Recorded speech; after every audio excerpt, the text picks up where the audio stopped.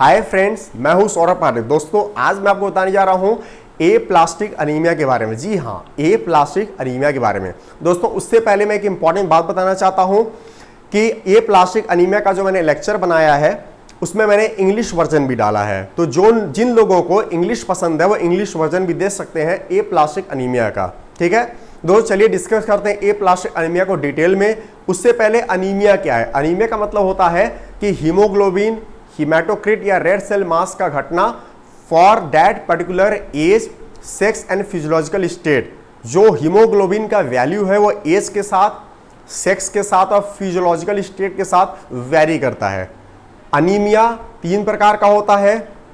Anaemia due to blood loss, haemolytic anaemia, hypoproliferative anaemia. Anaemia due to blood loss 2 प्रकार का होता है, acute blood loss, chronic blood loss.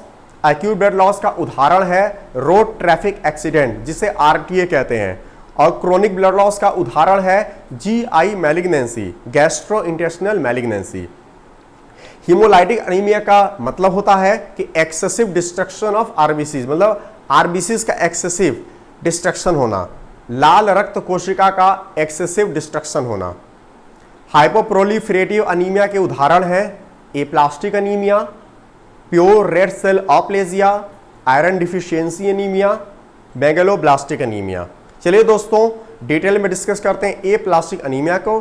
दोस्तों, ए plastic anaemia में एक term आता है, शब्द आता है एप्लेजिया, APLASIA। एप्लेजिया मतलब होता है जनरलाइज्ड बोन मैरो सप्रेशन। इसका मतलब कि जो बोन मैरो है उसमें फ्यूअर सेल्स होंगे, बहुत कम सेल्स होंगे। तो जब जनरलाइज्ड बोन मैरो सप्रेशन होगा तो हीमोग्लोबिन घट जाएगा, टोटल ल्यूकोसाइट काउंट घट जाएगा, TLC घट जाएगा, प्लेटलेट घट जाएगा और रेटिक घट जाएगा। TLC मतलब दोस्तों टोटल ल्यूकोसाइट काउंट, ये WBC का दूसरा नाम है, यानी जो सफेद रक्त कोशिका है उसी को हम TLC भी कहते हैं।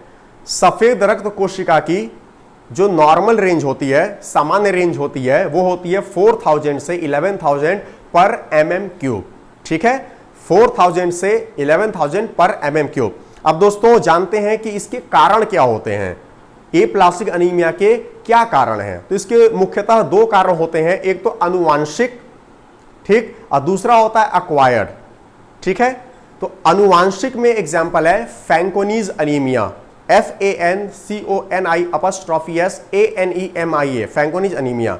अब एक्वायर्ड कारणों को जानते हैं, उसमें पहला आता है ड्रग्स, दूसरा है रेडिएशन, तीसरा है बोन मैरो सप्रेशन, और चौथा है कुछ वायरसेस, कुछ विषाणु भी होते हैं जो ए प्लास्टिक अनीमिया के कारक बन सकते हैं। जैसे कि उदाहरण के तौर पर non A non B virus, Epstein Barr virus, non A non B virus, Epstein Barr virus, EPSTEIN BARRVIRUS। Right. अब दोस्तों आते हैं क्लिनिकल फीचर्स को डिस्कस करते हैं। क्लिनिकल फीचर्स, जिस पेशेंट को ए प्लास्टिक अनीमिया है उसमें क्या लक्षण दिखेंगे। तो पहला, उसमें पीलापन हो सकता है, दूसरा थकावट हो सकती है और संक्रमण होने का खतरा बढ़ सकता है, और ब्लीडिंग टेंडेंसी हो सकती है। अब पीलापन या थकावट क्यों होती है? क्योंकि हीमोग्लोबिन कम है, तो पैलर होगा, फैटीग होगा, यानी कि पीलापन होगा, थकावट होगी। अब संक्रमण बढ़ने का खतरा क्यों बढ़ जाता है? क्योंकि जो सफेद रक्त कोशिका है वो कम है। और ब्लीडिंग टेंडेंसी क्यों हो जाती है? क्योंकि प्लेटलेट्स कम है। जब प्लेटलेट्स कम होगा तो ब्लीडिंग टेंडेंसी हो सकती है। जनरली लेस देन 1 लाख होता है प्लेटलेट, तो हम कहते हैं थ्रोम्बोसाइटोपिनिया, यानी कि प्लेटलेट्स का कम हो जाना 1 लाख के नीचे, कहते हैं थ्रोम्बोसाइटोपिनिया।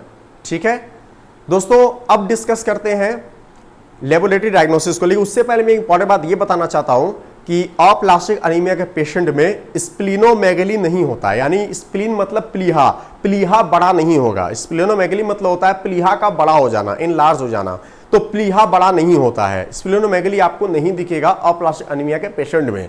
अब चलिए लेबोरेटरी डायग्नोसिस के बारे में डिस्कस करते हैं, चर्चा करते हैं। दोस्तों, इसमें हम CBC करते हैं, कंप्लीट ब्लड काउंट। मैंने अपने प्रीवियस वीडियो में बताया है कि CBC बेसिक टेस्ट है जो हर डॉक्टर लिखता है। तो CBC ब्लड टेस्ट है जो कि बेसिक टेस्ट है। तो CBC में आपको हीमोग्लोबिन कम दिखेगा, सफेद रक्त कोशिका कम दिखेगी, प्लेटलेट्स कम दिखेंगे और रेटिक कम दिखेगा। साथ में जब पेरिफेरल स्मीयर करते हैं तो उसमें नॉर्मोसिटिक नॉर्मोक्रोमिक अनीमिया दिखेगा। नॉर्मोसिटिक नॉर्मोक्रोमिक अनीमिया के बारे में मैंने आपको प्रीवियस वीडियो में बताया है। और पैनसाइटोपिनिया दिखेगा। पैनसाइटोपिनिया का मतलब होता है, ठीक है, पैन मतलब ऑल, सभी, साइटो मीन्स सेल, पीनिया मीन्स कम हो जाना, जो भी ब्लड के सेलुलर एलिमेंट्स हैं वो घट जाएंगे, जैसे कि लाल रक्त कोशिका हो गई, सफेद रक्त कोशिका हो गई और प्लेटलेट हो गई। तो पैनसाइटोपिनिया का ये मतलब होता है कि जो सेलुलर एलिमेंट्स हैं ब्लड के उनका घट जाना, जैसे कि लाल रक्त कोशिका, सफेद रक्त कोशिका और प्लेटलेट्स।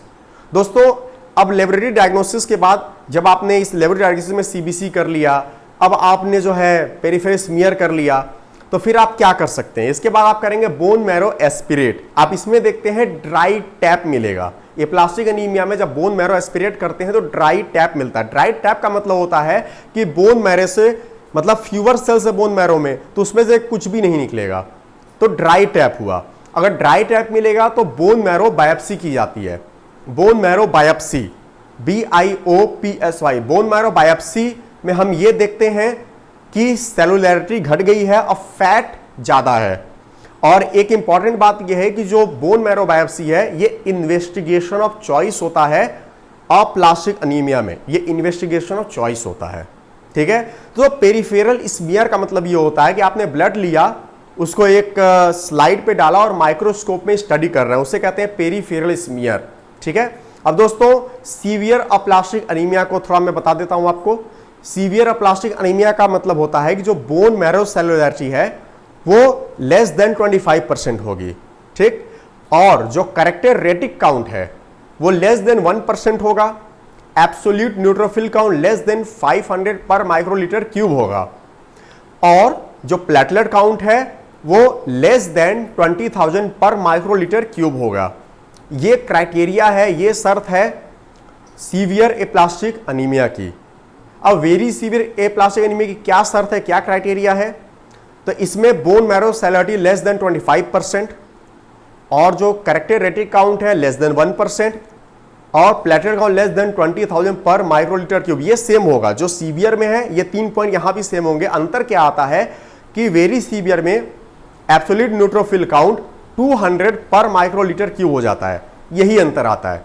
सीवियर एप्लास्टिक एनीमिया में absolute neutrophil count less than 500 पर माइक्रोलीटर क्यूब होता है, जबकि वेरी सीवियर एप्लास्टिक एनीमिया में absolute neutrophil count less than 200 पर माइक्रोलीटर क्यूब होता है। बाकी जो पॉइंट हैं, बाकी 3 पॉइंट वो सेम होते हैं, ठीक है। अब दोस्तों उपचार के बारे में बात करते हैं। उपचार, तो उपचार में जो आइडियल आदर्श उपचार होता है वो है स्टेम सेल ट्रांसप्लांटेशन। लेकिन बहुत सारे पेशेंट स्टेम सेल ट्रांसप्लांटेशन नहीं करवा सकते तो उनको ड्रग्स दे सकते हैं, ठीक है, जैसे कि ग्रेनुलोसाइड मोनोसाइड कॉलोनी स्टिमुलेटिंग फैक्टर या एंटी थाइमोसाइड ग्लोब्यूलिन। तो दोस्तों ये था अप्लास्टिक अनीमिया के बारे में। दोस्तों मैं आप सभी से प्रार्थना करता हूं प्लीज मेरे चैनल को सब्सक्राइब कीजिए। Thank you.